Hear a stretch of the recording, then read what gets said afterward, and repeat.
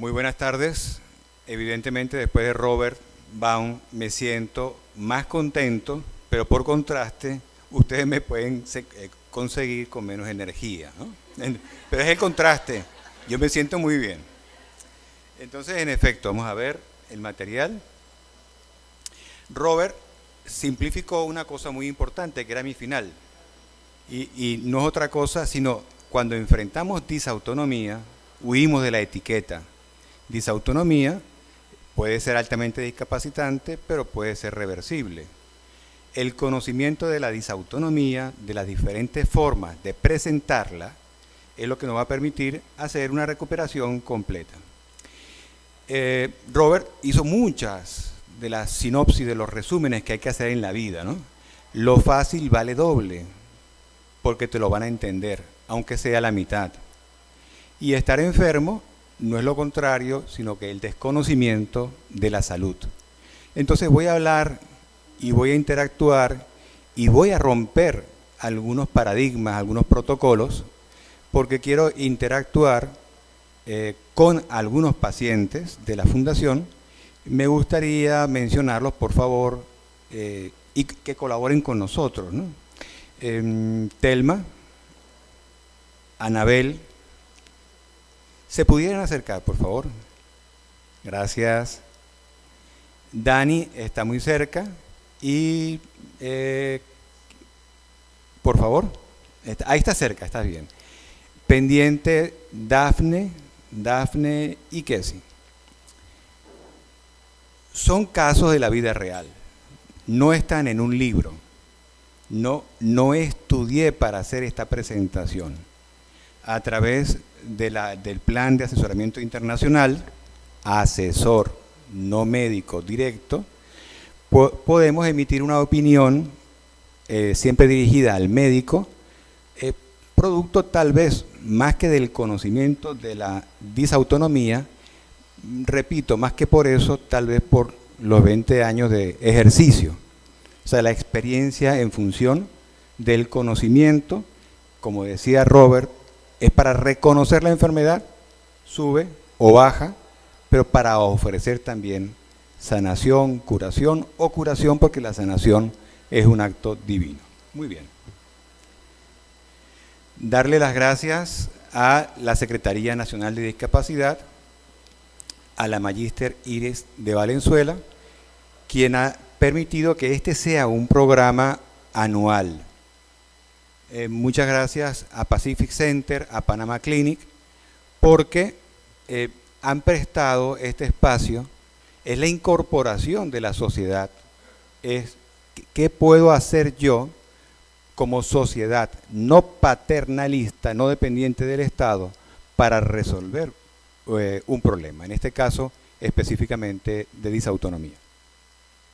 Y por supuesto al apoyo que nos está dando la República de Panamá como Estado, porque Panamá, quiero que sí estén conscientes que aun cuando le dé la sensación de que falta más en el comparativo con otros países, puedo decirles que tienen mucho, pero deben exigir más.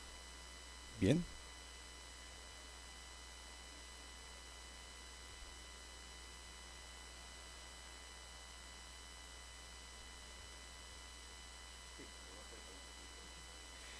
Ok, entonces, hace un rato comimos.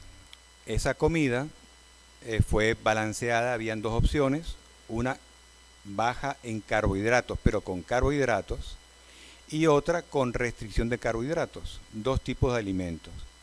Significa que esa comida que está preparada muy conscientemente, significa algo en disautonomía. Entonces, comimos lo que llamaríamos normal en concentrado en cantidad de carbohidratos, de mediano a bajo, y otra opción baja en carbohidratos. Repito, los carbohidratos en disautonomía son fundamentales. Aquí estamos viendo una pasta Alfredo. Una pasta Alfredo tiene aproximadamente de 30 a 50 gramos, no memoricen eso, pero vamos subiendo 50 gramos de glucosa, de azúcar, de carbohidrato.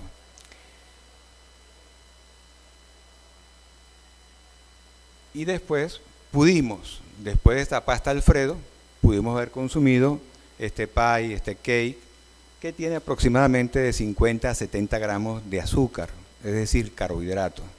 Ya tenemos 50 y 50, si lo queremos simplificar, lo simple es doblemente bueno, 100 gramos.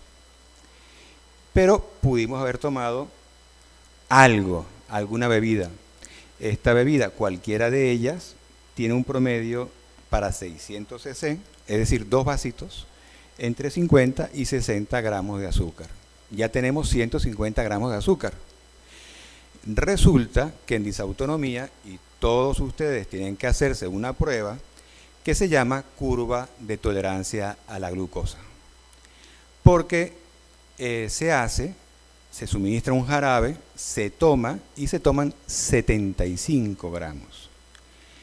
La respuesta a esos 75 gramos es lo que permite clasificar o subclasificar la disautonomía como aquellas que cursan con glucopenia, que sería hipoglicemia, azúcar baja. La curva de tolerancia a la glucosa, que todos los pacientes de la fundación la han escuchado, sugiero al doctor Acosta, al médico tratante, que no la haga, caso de Dani y el doctor Acosta, por ahora, después sí. Entonces, hemos hablado de que en la dieta perfectamente podía haber 150 gramos, y nosotros vamos a hacer en el laboratorio una curva de tolerancia a la glucosa. Se va en ayuno y se hace la determinación de azúcar, es decir, de glicemia y de insulina en ayuno, y después que te dan un jarabe de 75 gramos, se toma una medida a la hora y a las 2 horas, y vemos la respuesta. El jarabe puede venir de 50, 75 y 100 gramos. Recuerden que en la comida teórica, no en la real que tuvimos aquí, estamos hablando de 150 gramos. Y la prueba, que quien se la ha hecho se ha sentido muy mal, es con 75 gramos. Entonces, como prueba al fin, ¿qué queremos recoger? Medimos glucosa, medimos insulina, y la respuesta puede ser normal, puede ser alta, es decir, el paciente va a desarrollar o tiene diabetes, y la tercera opción es la hipoglicemia. Nos interesa la hipoglicemia. Si bien no son sinónimos disautonomía e hipoglicemia, piensen siempre que tienen hipoglicemia. Ese es el esfuerzo, y redundo en la explicación, de enseñar un poquito la dieta. Restringir carbohidratos puede ser, en una generalidad de los casos, una alternativa. Por supuesto, la evaluación de cada paciente es lo que nos va a decir qué tanto es esa restricción y sobre todo cuándo. Hoy hay un paciente que hizo un cuadro de hipoglicemia bien sintomático, y se le dijo consume azúcar. Es decir, el médico tiene que individualizar cada caso. Pero es que ¿cuántos médicos hay que conocen de disautonomía? Entonces, primero tienes que conocerte tú, porque la forma que tuvo Anabel no es la forma que tiene Telma, no es la forma de Adriana, no es la forma de Dani, no es la forma de Linda. Disautonomía, no existen dos iguales. ¿Se pueden tratar a dos pacientes igual? Sí. Corregimos reflujo, tratamos hipotensión, administramos a veces sales, pero cada paciente tiene que saber si es alérgico o hipersensible al cloro. Dani, te va a producir un desastre, puedes convulsionar. Otro paciente ama limpiar con cloro porque le gusta el orden. Entonces, quien quiera usar cloro, que levante la mano. Ahí. Son personas organizadas, metódicas. ¿Bien? Entonces, cada quien es diferente. Decía Roberto, tercera vez que lo menciono, blanco y negro, 1 y 2, arriba y abajo, y cada paciente es diferente. Entonces, la respuesta a esa curva de tolerancia a la glucosa puede ser normal, puede subir el azúcar, o puede bajar. Una paciente que nos consulta, ubíquense un poquito en lo que ustedes pueden pensar como pacientes, comenta: en las tardes siento debilidad extrema, no puedo concentrarme, estoy agotada. Sudo en las madrugadas, no tengo energía para levantarme y pudiéramos ponerle un nombre. ¿Te parece, Anabel?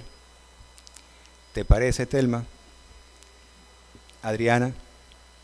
Entonces, las hipoglicemias pueden ser una norma, una característica. De cada 10 pacientes, a 9 le pueden interesar mucho este tema. Y quien no la tenga, por ejemplo, Dafne, tiene otra forma. Quien no la tenga, no significa que a futuro no pueda desarrollarla. El conocimiento nos hace libres. Yo tengo que conocer de disautonomía más en cantidad, mejor en calidad que el médico tratante, porque la disautonomía es mía. Por lo tanto, yo tengo que ser especialista. Cuando Dani tiene un dolor en el diente, significa algo. Tienes que pasar a la acción. Y has aprendido cómo tratarte. ¿Bien? Entonces, insisto, cada disautonomía es diferente. Hoy nos concentramos en hipoglicemia.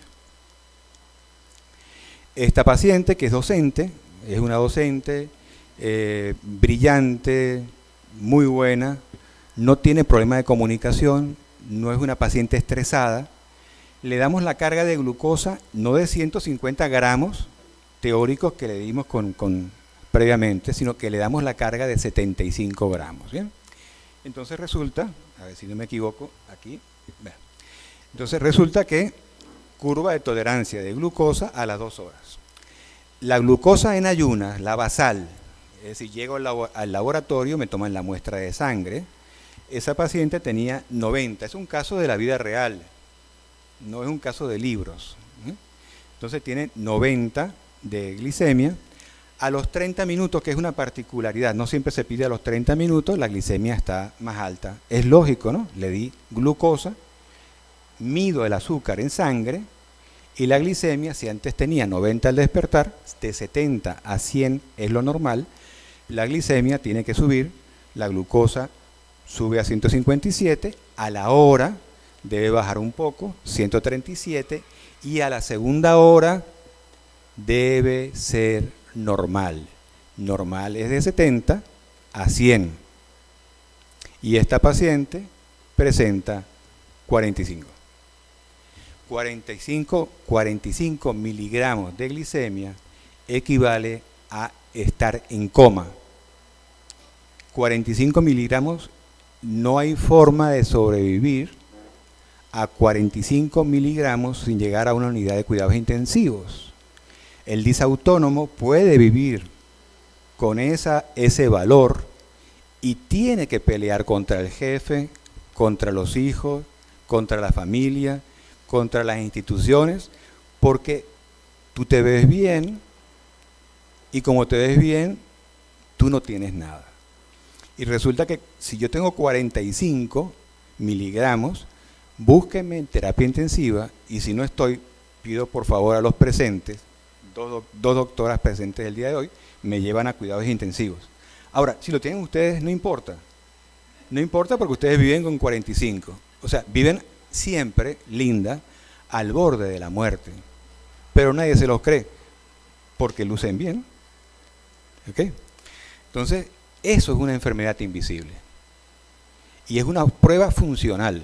Yo nada hago con que pedir glicemia a un paciente en ayuno y me va a salir 80, 90 y resulta que el diagnóstico del médico en protocolo, ¿qué te va a decir? Tienes la glicemia excelente, de 70 a 110. Disautonomía es una prueba funcional. Yo tengo que provocar algo, tengo que darle cloro a Dani para que convulsione. Tengo que darle azúcar, la curva de tolerancia. Tengo que dar azúcar a un paciente para que el azúcar baje, no para que suba. Entonces el aprendizaje de hoy, después de todo lo que vayamos a hablar, es es importante una restricción de azúcar. Siempre no. En algún momento, lo hicimos hoy, hay que correr y tomar azúcar para sentirse mejor. ¿Sí? Entonces aquí tenemos, yo puedo hacer 83 miligramos por decilitro, esa es la glicemia normal, de 70 a 100. En este momento me cuidé para no tener hipoglicemia, no por disautonomía, la cual no padezco, sino que estoy sometido a cierto estrés. Soy el centro de atención en esta media hora y voy a tener algo de palpitaciones, normal, eso es fisiológico. La tensión me puede subir un poco, eso es normal. Puedo temblar un poquito las rodillas, es normal, porque estoy adecuándome a una situación de estrés. Yo soy muy responsable en transmitir un mensaje que sea simple para que ustedes puedan usarlo en la vida real. Entonces, yo voy a tener 83 miligramos. ¿Cómo va a estar mi insulina? Tranquilita, en valores normales. Estoy en condiciones normales. Va a estar 83 equivale a tener una insulina normal o baja, porque no tengo que bajar nada más. Resulta que si recordamos el valor de 70 a 110, ya con 69 comienzan los síntomas.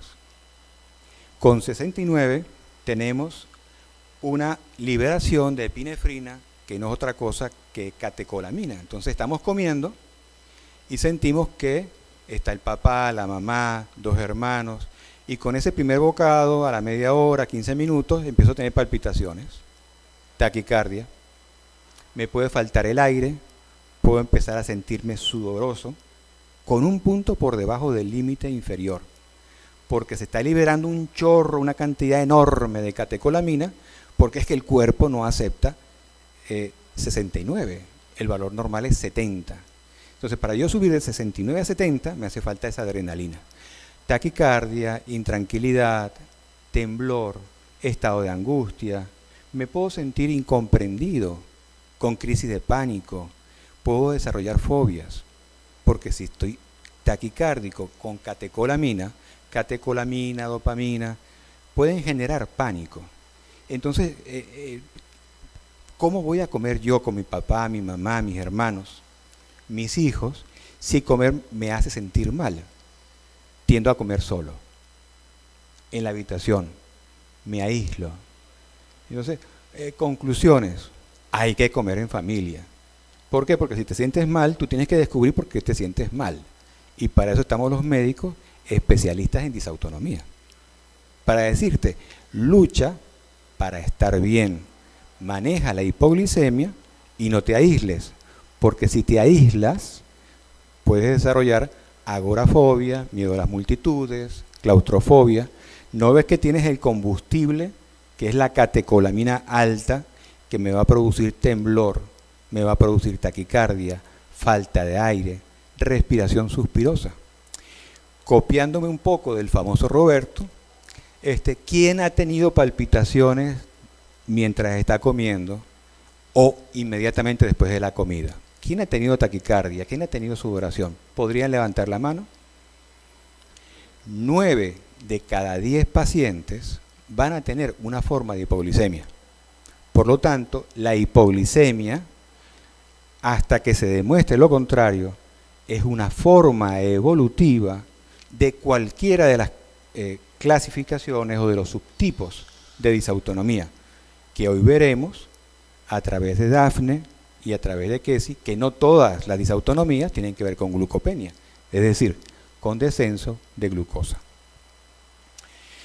Pero resulta que esa paciente tiene 45, ella debería estar en terapia intensiva, está dando clase y sigue dando clase.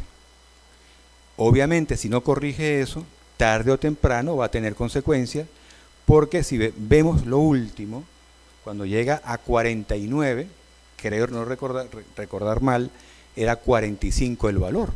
Ya con 49 hay alteración de conciencia, se refiere a coma, a síncope, coma y muerte. Entonces, mientras un neuroglucopénico, es decir, una persona que tiene la glucosa cerebral baja, tiene que luchar contra el jefe, contra la obligación, contra las metas. Yo garanticé mi glucosa, me comí un pancito, me comí algunas cositas, consumí poco café con cafeína para que no me dé taquicardia. Es decir, yo me conozco bien, yo sé lo que puedo consumir o no.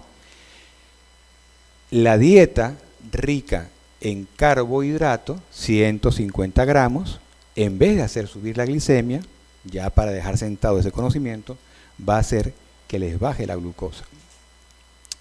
Entonces, podemos llegar a 49 grados de conciencia y coma, pero desde 69 existen procesos de adaptación, se libera glucagón, no importa.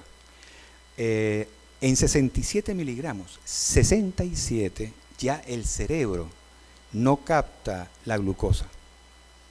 Entonces, ¿qué mecanismo tengo yo para dejar de comer 5 días y que la glucosa no me produzca, no haya ese descenso de glucosa? Mi tensión 120/70, 120/80 va a garantizar que el azúcar llegue al cerebro. Se sacrifica el resto del cuerpo, tengo frío, puedo tener palpitaciones, pero no el cerebro. El cerebro es lo último que debe sufrir.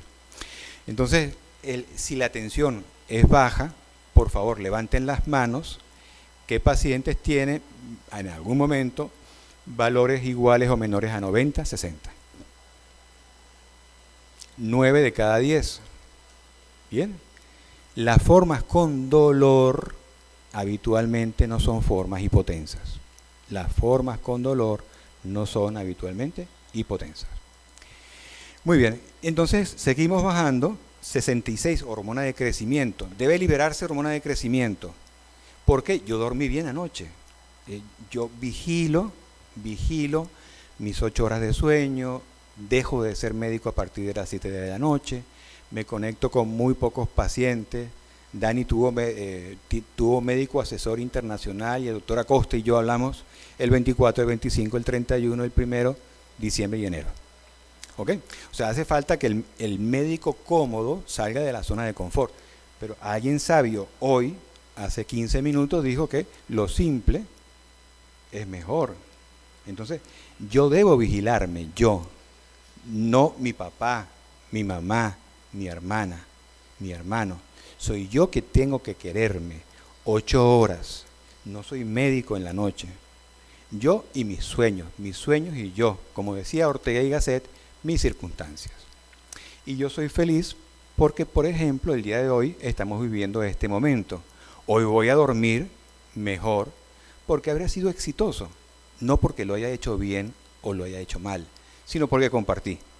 Hablé con Dafne, la orienté un poquito, hablé con Kessie, le dije, mira, tú puedes respirar mejor.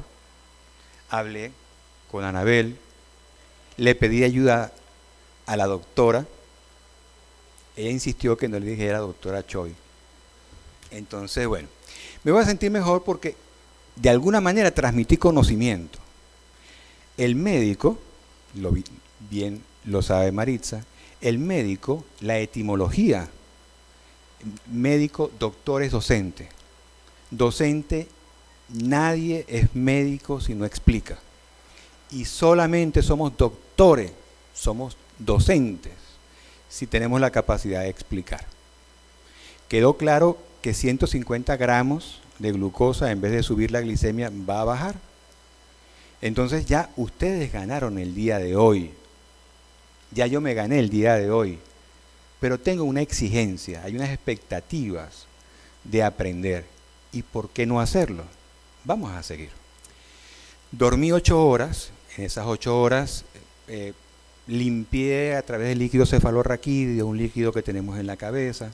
Como no tengo contractura muscular, todos los detritus, todo lo que se va organizando en el cerebro, se va produciendo, se va catabolizando en el cerebro, va a drenar a un líquido cefalorraquídeo, no importa qué es eso, pasa a la sangre, de la sangre al hígado, del hígado al riñón y lo orino. Eso es totalmente funcional, eso es fisiológico. Resulta que el paciente que tiene contractura, por ejemplo, que levante la mano quien tenga en este momento dolor en el cuello, particularmente del lado izquierdo. ¿Bien? Entonces, mantengan la mano en alto, quien tenga dificultad para deglutir o para tragar si tiene el dolor en el cuello. ¿Ok? Entonces se asocia cuando un paciente va a un médico y el médico dice, esto tiene aspecto de estar estresada. Pero ¿cómo no vas a estar estresada si tienes la glicemia en 45 y no te has muerto? ¿De acuerdo? ¿Cómo no vas a estar estresada si tienes 200 latidos por minuto y el doctor te dice, no, pero es que el dolor acá es psicológico? Tómate ibuprofeno, te vas con el psiquiatra y vamos a mandarte un relajante. ¿Alguien te explicó que ahí hay una cosa llamada glomus yugular, que es el responsable de los vasoreceptores, de la presión arterial? No. Entonces resulta que el que tiene dolor en el cuello, cuando es del lado izquierdo, no derecho, que es tu caso, ¿ok? Levante la mano quien tenga dolor en el lado derecho. ¿Ok? Entonces, después examinaremos la diferencia entre, interesante, o sea, yo voy a seguir en la medida que ustedes me pidan que no los fastidie, ¿no? Si veo bostezos, o es por disautonomía, o porque no lo estoy haciendo dinámico, siempre hay las dos posibilidades, ¿no? Y siempre el culpable seré yo.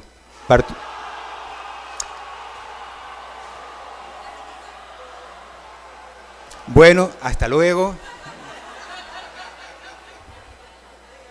Argentina. Sí. Bueno, entonces ya nos van a traer la fuente fidedigna, ¿no? Para dejar la especulación. Entonces, un dolor en el lado derecho, contractura del lado derecho. ¿Bien? Activamos el micrófono, por favor. Probando. Ok. Entonces, ¿me permites? ¿Sí? Me acerco, un paciente, mírame, por favor. Ok. ¿Puedes tomar aquí? Levanto un poquito. El dolor es tuyo, es lado derecho. Voy a explorar la articulación temporomandibular. Abre la boca, cierra. Abre la boca, cierra. ¿De qué lado tienes dolor? Del lado derecho. El dolor del lado derecho se relaciona con disfunción ATM, disfunción de la articulación temporomandibular. Y tiene una característica que es como hereditaria, de padres con disfunción ATM, hijos con disfunción ATM, y como decía Robert, cuarta vez que lo menciono, quinta, afuera es hostil y aquí también. Nos conocemos, somos médico-paciente, amigos, pero siempre es desagradable hablar de nuestra enfermedad. Entonces, tú vas a tener tinnitus, la campanita, el ruido, el acufeno, es decir, ruidos. Dolor en la mitad derecha, permanente, pero es que a ti te interesa que tú sepas manejar esto. ¿Qué maniobra puedes hacer para resolver ese problema? Maniobra de distracción. Entonces, párate por favor. ¿Qué es lo que buscamos? De frente, por favor, disculpa que te exponga de esta manera. Las disfunciones en el biotipo más frecuente de las disautonomías son disfunciones del lado derecho, disfunciones ATM, disfunciones de la articulación temporomandibular. ¿Te ayuda a saber que tienes una disfunción ATM? Sí, te quita el misterio. Ya no es un tumor, ya no es el cáncer. Qué sabroso, ¿verdad? Salí, el doctor me iluminó, pero sigo con el dolor, pero ya no tengo un tumor. Porque es que mi amigo se murió de un tumor y entonces eso pudiera ser un tumor. ¿Pudieras explicarnos a tus compañeros con disautonomía cómo mejorar la disfunción ATM? Correcto. Entonces desplaza con el pulgar la articulación temporomandibular, lo sería el maxilar, ¿sí? La mandíbula, y hace presión acá, relajando la boca, entreabriendo, y ahí sientes un poquito, ahí, de alivio. Descubriste parte de la verdad. No haces nada con tomar ibuprofeno si no haces eso. Ahora, la causa de disfunción ATM es otra. La causa la hablaremos en otra sesión. ¿Verdad que es interesante saber que uno pertenece a un grupo? Que hay 9 personas como uno. Es interesante, ¿no? Y que una vez termine algo tan limitado como el día de hoy, no son 9 en 1, son 10 de 10 los que tenemos algo de las cosas que vamos a mencionar. Muchas gracias. ¿Sí? Te iba a preguntar por curiosidad. ¿Tú ves lucecitas? ¿De qué lado ves lucecitas? Del lado derecho. ¿Sirvió que yo te explicara que tu lado derecho tiene algo, una disfunción ATM y que ves lucecitas? Insisto, ¿es un lado o 2 lados? Perfecto. La doctora Anabel y la doctora Choi. ¿Ustedes ven lucecitas? Sí, Sí, ¿Las ven de un lado o 2 lados? de los 2 lados. ambos lados. Cuando el descenso de glicemia es importante, es lo que llamamos los médicos la hipoglicemia, no baja nada más del lado derecho o lado izquierdo, baja en el cerebro, ambos hemisferios, baja en la sangre, en todo el cuerpo, y empezamos a tener lucecitas, por aquí hay otra voluntaria, ¿verdad? Lucecitas, que se llaman escotomas centellantes, como las veremos. Pero cuando tienes lucecitas de un solo ojo, disfunción ATM, disfunción de la articulación temporomandibular. Cuando tenemos lucecitas en ambos ojos, es por hipoglicemia, baja de azúcar. Brincando un poco lo protocolar, porque lo interesante aquí siempre es aprender. De hecho, podemos tener disfunción ATM, 1, 2, 3. Todos los pacientes tienen disfunción ATM, disfunción de la articulación temporomandibular, dolor del lado derecho. Entonces, tú hoy te despertaste, Anabel, podemos hacer esta. Anabel la tuve que convencer, un esfuerzo enorme. Le dije, tú puedes, ya. Ella pues, no tuve que esforzarme, ella sufrió, tuvo una cantidad de síntomas, tuvo una hipoglicemia y está aquí porque quiere colaborar. ¿Tú has mejorado en el tiempo? Sí, me siento mucho mejor ya. Perfecto. ¿Okay? Ahora, ayer ella hizo algo, es decir, hoy te sentías muy mal. Sí, Pensando en los 150 gramos de glucosa, piensen en los 150 gramos de glucosa, ¿qué pudiste hacer en la noche que te bajó el azúcar, la glicemia, durante la noche? anoche por primera vez en mucho tiempo cené una yuca. Yo pensé que me había servido una porción pequeña, pero parece que no. Entonces, la hipoglicemia es nocturna, y si la hipoglicemia es nocturna, podemos, dependiendo del grado, aquí vimos una hipoglicemia de 45, 2 horas después, pero después de esa prueba, con Débora, con la Panamá Clinic, gracias a la colaboración del laboratorio, hemos hecho pruebas de media hora, 3 horas, 4 horas, inclusive hacemos pruebas, que es un monitor continuo de glucosa, se coloca en el abdomen y nos permite hacer el seguimiento de la glucosa durante 24 horas. Yo estoy pendiente, cuando lo coloco, unos duran 10 días, 15 días, y yo tengo acceso a la información cada 3 minutos, 5 minutos, depende del aparato, y para mi muy mala suerte, como yo me involucro en pacientes muy puntuales, porque para poderse curar, o el médico sabe, o ustedes aprenden. Y créanme que es más fácil que ustedes aprendan. Entonces, ayer comiste carbohidratos, no sé si 70, 80, hiciste hipoglicemia nocturna. ¿Cuánto tiempo y cómo te sentías hoy en la mañana en relación a otras ocasiones? Llegué aquí disneica, no me entraba el aire, y de allí me fui sintiendo muy débil, comencé con el vértigo, temblorosa, parestesia, se me durmieron tanto los brazos como los pies, que no me pasaba hace mucho tiempo.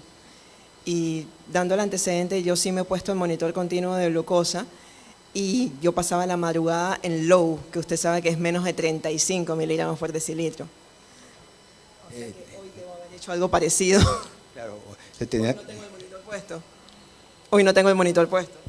¿Tu vida es más fácil que la mía o la mía es más fácil que la tuya? Los dos tenemos vidas difíciles. Y los dos tenemos vidas difíciles. Yo lo que sé es que no voy a tener desmayo, no voy a tener taquicardia. Si yo estudio, no voy a tener la mente obnubilada, puedo cansarme. Yo soy extremadamente perezoso. Yo sigo la ley del mínimo esfuerzo posible. Y eso puede ser llegar a Marte, pero con el cohete mejor posible. O sea, las metas son importantes, pero una meta que te mate no es una meta, es un suicidio, ¿no? Entonces, en disautonomía, las metas pueden ser, como veremos más adelante, el infinito, estar con restitución ad integrum, eso es sin síntomas. Te puede acompañar ese bienestar. Telma, tú llegaste a tener lucecitas. Sí, luego de que comí específicamente. De las dos opciones que habían de comida, ¿cuál escogiste? La que tenía pollo y arroz. Con pollo y arroz, que es algo que nos cuidamos muchísimo en disautonomía, en la fundación, nos cuidamos de haber hecho una dieta con una cantidad limitada de carbohidratos. Sin embargo, esa cantidad fue suficiente para producirte escotoma centellante. ¿Sí? ¿Cómo lo describes? Justamente cuando estaba conversando con usted, estaba terminando de comer y empecé a ver pues las lucecitas que se movilizan cuando voy moviendo los ojos. Así que puedo seguirlas. Yo al contrario comí el plato que tenía zapallo con pollo y se me fue quitando poco a poco el vértigo, se me fue quitando las parestesias y ahorita ya tengo más energía. Entonces yo quiero que me expliquen, porque yo a Telma, a la doctora Telma, le dije no comas carbohidratos y por qué a la doctora Anabel le dije come carbohidratos. Quien me puede escuchar cree que el mensaje es contrario, ¿no? No es coherente, ya estaba en hipoglicemia, las hipoglicemias se evitan reduciendo el consumo de carbohidratos, en particular de azúcares, ¿no? Más refinado, más hipoglicemia. Por cierto, si falta, ¿tú tenías visión, tenías escotoma centellante? Antes de comer, ¿Y después de comer? ya no los tengo. Es decir, ¿qué se corrigió con la comida? La hipoglicemia. Entonces imagínense que un niño con 13 años acaba de comer, va a la escuela o se pone a estudiar y tiene palpitaciones, taquicardia, temblor, sudoración.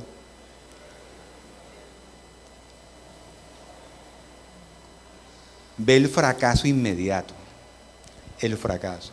Y se desarrolla una cosa llamada atiquifobia, miedo al fracaso. ¿Por qué? Porque es que yo no soy, si yo como me siento mal, pero es que nadie me ha dicho que yo tengo que comer lo que debo comer.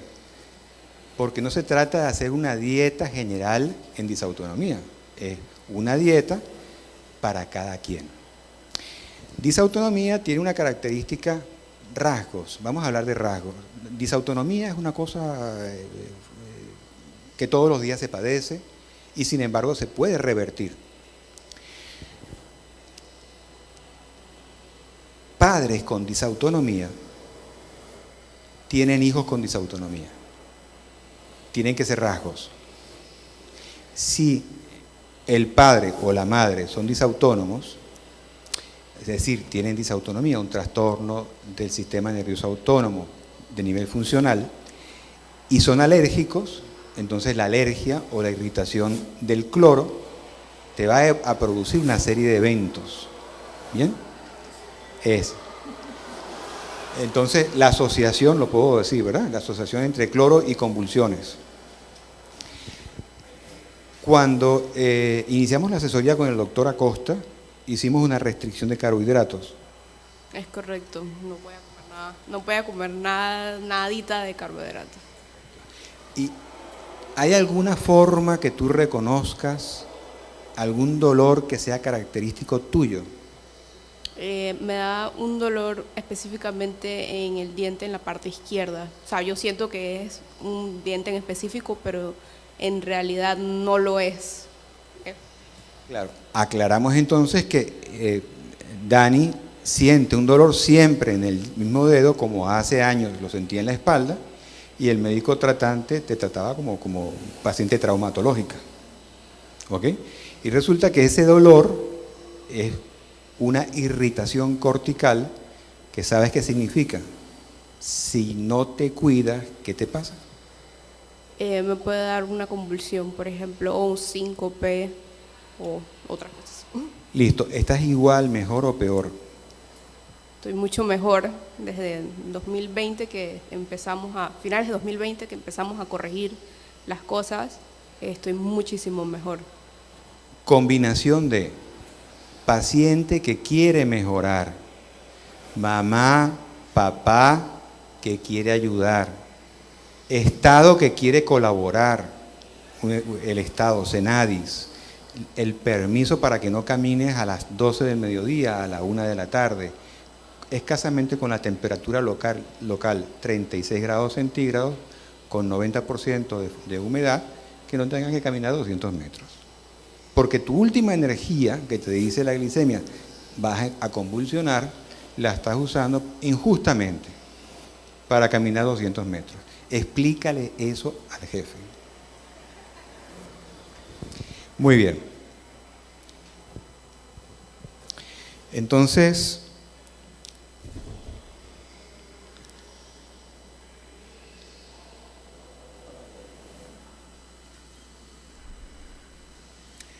los síntomas de la hipoglicemia los vamos a diferenciar en dos. Sí es importante hacerlo. No aspiro que ustedes memoricen, porque ustedes los tienen todos. Entonces, simplemente verifiquen. Sudoración.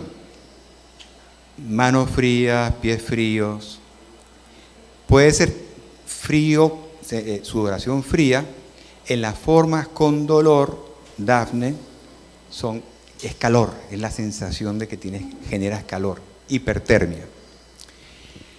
Palidez cutánea, te veo la cara como que estás cansada, como que tienes la mirada distraída, ¿no? Temblor, un temblor fino, se va al médico y el médico hace temblor esencial familiar. ¿Tu papá lo tenía? Sí, lógico, también tenía disautonomía, entonces tenía el temblor, ¿no? No, ya listo, tu papá lo tenía, tú lo tienes y tus hijos lo van a tener. ¿Quién paga ese déficit de conocimiento del médico? El paciente. Porque nos guiamos por un protocolo y ese protocolo es salvador para el médico. Si yo estoy en Estados Unidos y no hago lo que en Estados Unidos me piden que haga, soy objeto de demanda. Si el paciente se muere, hay deceso por algo que yo haya hecho, haciéndolo bien, a pesar de que eso haya matado al paciente, no voy preso, porque me guié por un protocolo. Entonces, ¿cuál es el problema en disautonomía? Que en disautonomía todos los protocolos son diferentes. Es decir, no comas azúcar, ves corriendo a comer azúcar, ¿no? Va el paciente a una unidad de cuidados intensivos y le colocan oxígeno, le colocan fluido, solución 0,9, y resulta que estos pacientes, como se comen el azúcar, como cuando uno se lo come haciendo un maratón, al comerse el azúcar, ¿qué aumenta? El ácido láctico. Entonces, al tener ácido láctico en todo el cuerpo, ¿qué nos duele? Todo el cuerpo, todos los músculos. Entonces, el paciente tiene ácido láctico, porque la glucosa está baja, el ácido láctico es lo que nos hace doler las piernas después del ejercicio. ¿Bien? Entonces, tenemos dolor. Ese dolor, ¿qué nos provoca? Contractura. Esa contractura, ¿qué nos provoca? El músculo considera que es más importante seguir contraído que ofrecer esa glucosa para que el cerebro sobreviva. Entonces hay casos, la mayoría de los pacientes que no hacen hipoglicemias primarias, hay casos en los cuales hay dolor, molestias en las piernas, hay contractura, como decía alguien sabio hace ya 30 minutos. La posición para dormir, la posición de seguridad, es la posición fetal. Cuando alguien, he utilizado varias veces también la palabra morir, cuando alguien está en terapia intensiva y tiene una hemorragia masiva, edema cerebral, etc., etc., etc., y se va a morir, el médico lo reconoce inmediatamente, porque hay una rigidez llamada de decorticación o de descerebración, no importa. Pero de cada 10 pacientes, 11 lo hacen. Es la mordida nocturna, apretar los puños, proyectar los hombros hacia adelante, estirar la punta de los pies. La excepción va a ser hacer este movimiento de rotación externa que se llama rigidez de decorticación. Siempre estamos hablando de la vida real. ¿Alguien que haga rigidez de decorticación? ¿Alguien que haga rigidez de descerebración? Ok, descerebración es que te vas a morir, pero al día siguiente te despiertas.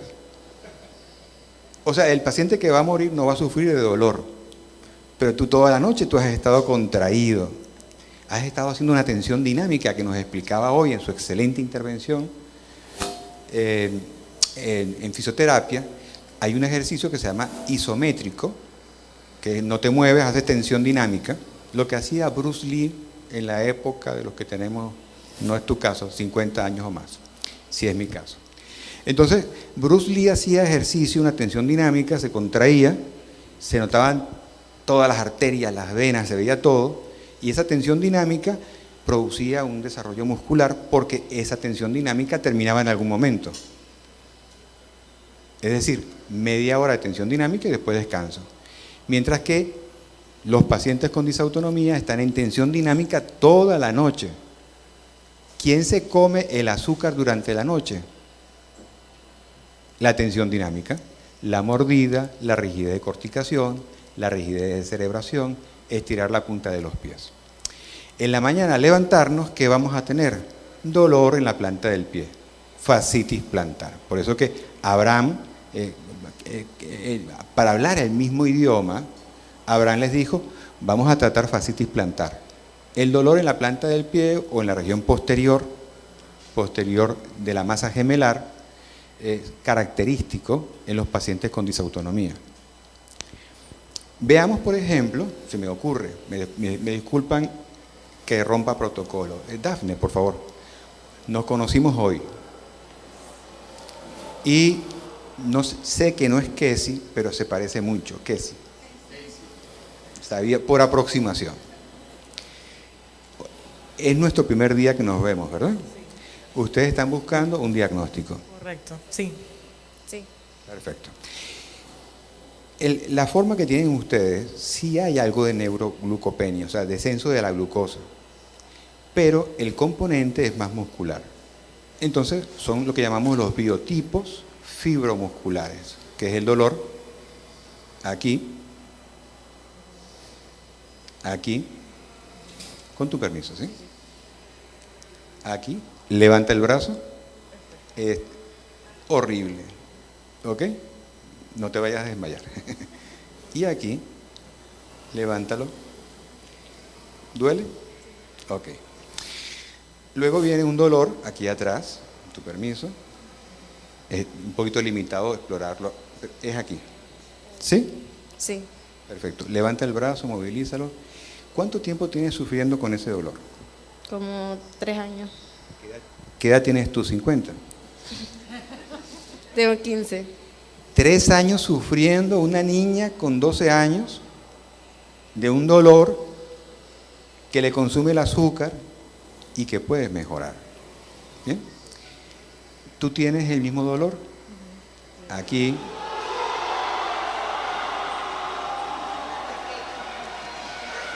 Argentina. Entonces, tienes el mismo dolor y vamos a buscar disfunción ATM. ¿Sí? ¿Me ayudas? Abre la boca, cierra. ¿Te dolió? Ok. Aquí. Abre la boca, cierra. ¿Dolió? Perfecto. Entonces, esa disfunción ATM va a producir trastorno, visión borrosa, escotomas, como veremos, del lado derecho. Si es hipoglicemia es de los dos lados. Del lado donde más hagamos disfunción ATM, más escotoma. Te quedó doliendo.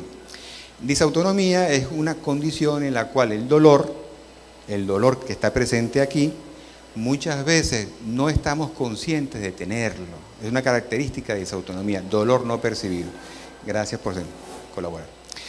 Entonces, bueno, ¿qué significa? Que todos en la noche hacen contracción dinámica, en rigidez de corticación o de cerebración, consumen el azúcar y eso se va a potenciar si acaso consumimos carbohidratos, yuca, anoche. Ok. Tenemos aquí el temblor, la ansiedad, nerviosismo, hambre. ¿Ok? El hambre, necesidad de comer carbohidratos. Se puede interpretar con ansiedad. Son dos cosas diferentes, hipoglicemia y ansiedad. Se manifiesta muy parecido. La búsqueda permanente de carbohidratos, aquello que la nevera está vacía, no hay nada, pero la abrimos 5 veces buscando algo que no hay. Pero tenemos la esperanza de que aparezca algo que no va a haber. Muy bien. Taquicardia, palpitaciones, sencillo entenderlo. Veamos un minuto de la siguiente lámina. La paciente está sentada.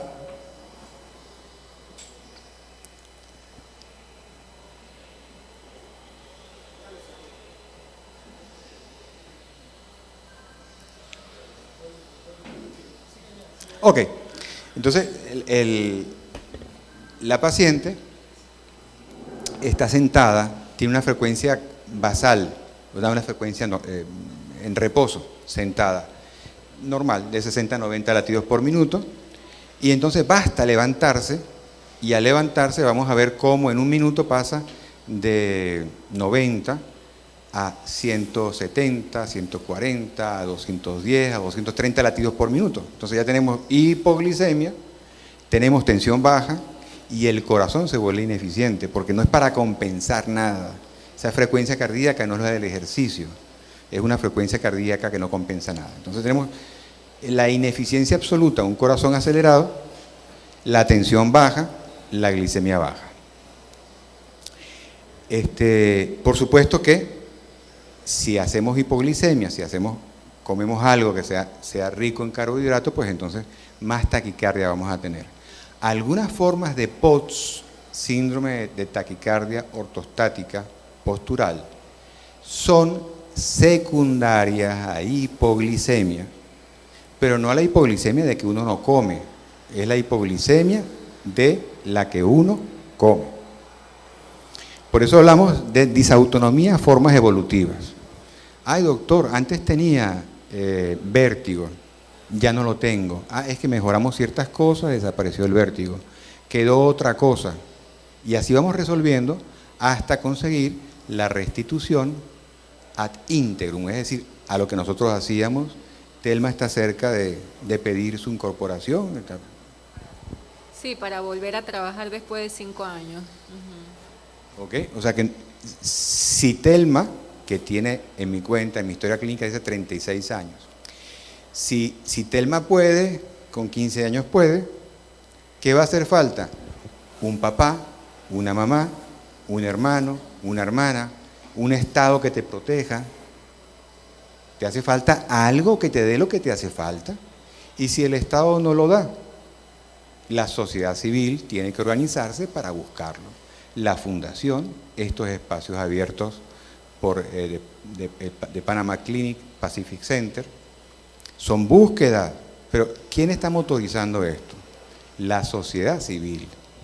No esperen que alguien defienda sus causas si sus causas no son objeto de su lucha. Entonces hay que incorporarse a pedir desde el carnet de discapacidad porque temporalmente no podemos, o a pedir alguna adecuación en el colegio, como se nos ofreció hace rato, alguna adecuación por módulos. Entonces hay que exigir, pero hay que exigir, tú dices, pero ¿quién me va a creer? ¿Qué médico me va a creer si nadie me cree que tengo 45 de glicemia? Entonces hay que educar, y este espacio está de alguna forma promocionado por Senadis, la Secretaría Nacional de Discapacidad, porque entienden, a ellos no les interesa la discapacidad del paciente, a ellos lo que les interesa es recuperar la salud, y esa es la lucha. Y en disautonomía, si no se sabe disautonomía, no hacemos nada.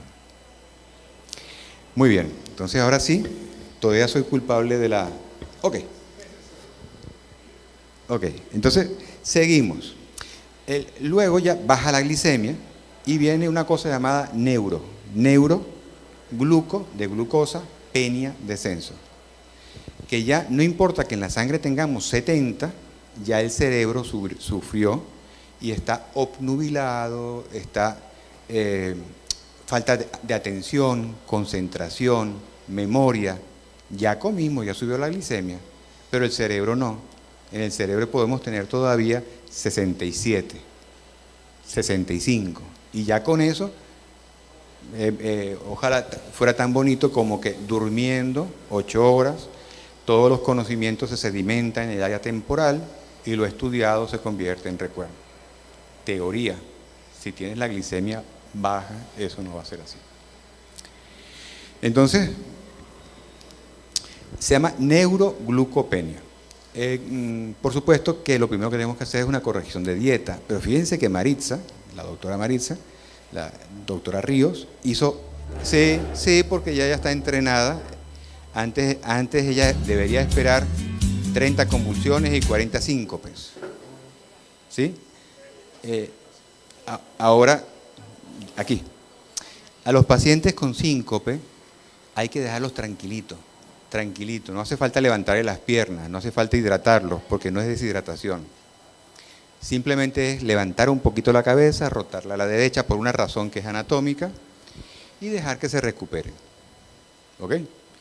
Si no hay golpe, no pasa nada importante. Perfecto. Ella entiende por qué está pasando esta situación, ¿no? Bien, entonces en las neuroglucopenias ya el problema ocurrió, ya el cerebro está aturdido, hay trastorno de atención, memoria y concentración, y no hay forma de que si es un niño salga bien en las funciones de cálculo, que son las más afectadas, matemática, física, química, ¿ok? Entonces podemos aprender algo, pero hay materias que son tabúes, matemática, por ejemplo. Entonces, generalmente eso es lo que ocurre. Hay un trastorno en el cálculo o discalculia, trastorno de atención, memoria, y el paciente va a desarrollar toda la teoría del fracaso, lo va a desarrollar porque él no puede aprender, mientras que de repente tiene un hermano que es una estrella, que sale muy bien, pero no tiene esa característica. Tendrá otra otra característica de disautonomía, porque de familias con disautonomía, hijos con disautonomía. Pero eso no significa que la forma que tú transmites sea una forma específica, sino simplemente, bueno, de repente es un poquito de tensión, un poquito de glicemia, o no voy a tener nada. Voy a quedar con lo que llamamos rasgos disautonómicos. Por ejemplo, Adriana tiene dos hijos que tienen disautonomía. Seguro que tú la tienes. 3. Seguro que tú la tienes, ¿verdad? Pero tú vives feliz y vives chef y haces tu iniciativa. O sea, ¿cuál es el norte de la disautonomía? A aprender a vivir, a buscar metas y a conseguirlas. Bien, entonces tenemos, ¿de qué más se va a quejar el paciente con neuroglucopenia? Sueño prolongado. Todo el tiempo sueño. No duermes de noche, pero sí de día. o duermes 24 horas o inviertes el ritmo de sueño, que es la otra alternativa. Hipotermia en los pacientes con hipotensión y con hipoglicemia, pero pueden tener hipertermia, pueden tener calor cuando es más el dolor. Las dos formas que examinamos ahora. Va a haber pérdida de conciencia y coma, poco que explicar, ¿verdad? Lo acabamos de ver. Convulsiones, era el futuro de Dani. Dani ya está mucho mejor. Está viviendo los 3 meses más complicados de octubre, noviembre, diciembre. Ya después, feliz. ¿Cuándo fue la última convulsión de Dani? 2 días, estamos en los 3 meses difíciles. O sea, ¿qué significa eso? Que tenemos que conocer por qué vamos a tener disfunción ATM, estamos más estresados. ¿Por qué vamos a tener menos sueño? Tenemos preocupaciones. ¿Cuál es el contenido del pensamiento? ¿Seremos capaces de incorporarnos al trabajo después de haber tenido unas vacaciones, un reposo? ¿Seremos capaces? Ese pensamiento negativo. Negativo no en cuanto a que sea malo pensar en eso, sino que yo vigilo de que mi esposa no me llame después de las 9 de la noche porque yo tengo una higiene del sueño. De lo contrario, al día siguiente no voy a ser médico. Voy a evadir todas mis responsabilidades porque yo no nací para pelear como ustedes 24/7 sintiéndose mal. Entonces yo cuido mi sueño. Los invito a que ustedes cuiden su sueño. El no tener sueño o el tener mal sueño no da diagnóstico, pero sí da uno. No te dice qué enfermedad tienes, pero sí te dice tienes un problema importante y tienes que resolverlo. Entonces, bueno, va a haber cambios de la personalidad. Ya, si acaso es un niño, ya no quiere comer con nosotros, se aísla, no quiere salir. Si acaso hay inflamación del oído, entonces ya no quiere. Estos ascensores aquí que son panorámicos, es horrible, una experiencia negativa. Ya su área de confort cada vez se limita más a su casa. Esos cambios de personalidad pueden ser trastornos obsesivos compulsivos, que es el lado contrario. Es decir, la obsesión por trabajar, por hacer, por cumplir metas, la incapacidad para relajarse, ¿no? Entonces tenemos, en disautonomía, tenemos los dos polos. O el polo, uno de los hijos es tremendamente obsesivo, ritualista, le gusta sacar su materia, no hace falta decir. Y el otro es, mira, papá, ponte a estudiar porque nunca vas a sacar el 3,1 o lo que haga falta para pasar, ¿bien? Entonces ya para adelantar la materia, daño mental o neurológico, si la glicemia se ha mantenido durante mucho tiempo, bueno, entonces viene el paciente con COVID, desarrolla disautonomía post-COVID, dice, es que yo creo que después del COVID quedé con un déficit neurológico, pero ¿cuántos pacientes, que es el 15% de la población mundial, tiene disautonomía? ¿Cuántos pacientes de ese 15% que tiene disautonomía han tenido COVID y pueden dividir su vida antes y después del COVID? Porque es que dicen, no, es que el COVID produce también trastorno cognitivo. Claro que lo produce, pero ¿cuántos de esos pacientes no tienen disautonomía? Entonces, es la pregunta que hay que hacer. Muy bien. El caso de Ale. Ale es una paciente de la fundación con disautonomía, múltiples síncopes, dolor, corrígeme, llegó a estar en silla de ruedas, casi. Ok, y fue asesorada por sus médicos, los médicos de la fundación, tuvo la asesoría mía, y Ale se presentó en la final. Ese era su sueño, llegar a la final, competir, no contra la humanidad, competir con ella misma porque ella podía hacer eso, ella quería hacer eso. Lo hizo, lo logró, después terminó cansada, pero lo hizo. Entonces, el caso de Ale lo utilizo un poquito para decir cuál es el futuro de la disautonomía. Tú te conoces, porque si tú te conoces, tú puedes bailar como Ale, tú puedes ser médico, Tú puedes ser ingeniero, tú puedes ser comerciante, tú puedes ser lo que tú quieras, pero tienes que conocerte. Cómo, cuándo, dónde, tus limitaciones. Un poquito jugando, yo le digo a mis pacientes que yo tengo mis limitaciones. Cuando yo era pequeño, tenía una de mis preocupaciones era, yo soy todo lo que es geoespacial, tiempo, lugar y persona, no confíen nunca en mí. ¿Okay? Entonces, dos cosas descarté en mi infancia, ser taxista y ser cartero. Cartero. Ya eso no se utiliza. Entonces ya estaba en minusvalía, ¿ok? Y eso lo siente una persona que no tiene disautonomía, sino simplemente que está perdido en el espacio. Gracias a Dios hay el GPS. ¿Cuántos GPS o cuántos teléfonos celulares creen que tengo? ¿Cuántos enchufes creen que tengo? Tengo 50 y lentes 60.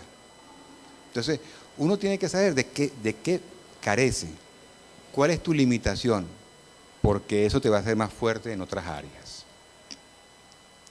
Entonces, ¿hacia dónde vamos? El cielo es el límite en disautonomía, pero tienes que conseguir el médico que sepa disautonomía. Entonces, este espacio que está promocionado por Senadis, al cual estamos muy agradecidos, a la presidenta de Senadis, la magíster Iris de Valenzuela, a Pacific Center, que nos ha prestado estas áreas, prácticamente es un préstamo automático porque es solidario. La institución es solidaria con las causas justas. ¿Y quién mejor que ustedes pueden convencer de que lo que ustedes tienen lo padecen de verdad? Pacific Center está abierto a escuchar eso y nos ha prestado estas áreas. Al gobierno de Panamá, que puede ser mejor, claro, pero el marco legal de Panamá, ya lo dije y lo repito, no lo tiene ningún otro país en América Latina y puede codearse con los del primer mundo. No exagero. ¿Sí? Entonces, por último, la Trinidad de la mejoría. Ya dicho, pero cierro el epílogo, cierro. ¿Cuáles son los requisitos para el tratamiento de disautonomía? Actitud proactiva, es redundante, es actitud positiva o simplemente ser proactivo. Pero exprofeso, quise, es la actitud y esa actitud es proactiva. ¿De quién? Del paciente. ¿Qué es lo que tengo yo?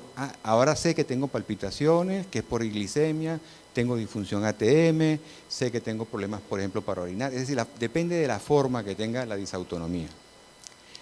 La Santísima Trinidad de la mejoría, la comprensión, el apoyo familiar, si no hay eso, no hay mejoría. Y el conocimiento médico, que es el que tratamos de multiplicar.